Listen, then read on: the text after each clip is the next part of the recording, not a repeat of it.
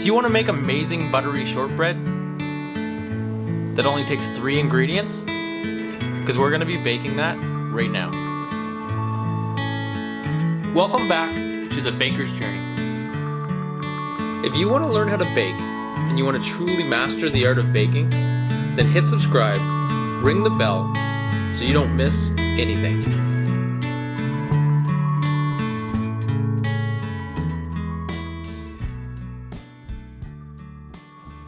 So it's shortbread season, and I want to kind of get talking about the concepts behind making shortbread.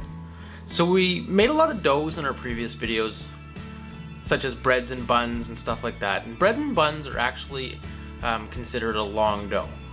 And what I mean by a long dough, so we're developing doughs and we're developing structure in these doughs when we're making bread by adding liquid or hydration to the dough. And when we add the hydration to the dough, we're developing gluten and we're developing the structure. So when we're making a long dough, that's what we want. We want this structure, we want this volume to our loaves. But when we're making shortbread, we gotta throw all that out the window. And what I mean by that is short dough, hence the name short, is we're going to be trying to prevent gluten from forming. And by preventing gluten from forming, we're gonna have this amazing tender cookie. Now when we're making shortbread, there's a few things we want to consider. And the first thing we want to consider is we're trying to not develop gluten. So that's number one. Number two is we want to follow a specific ratio. And I've seen people put eggs in their shortbread, or they've put flavorings and other liquids in their shortbread to provide a little bit more flavor. Today we're just going to use 3 ingredients. So it's a very simple recipe. And by using these 3 ingredients, we're going to use them in a certain ratio. And that ratio is 3, 2, and 1. So it's a ratio of 3 parts flour, 2 parts butter, and 1 part sugar.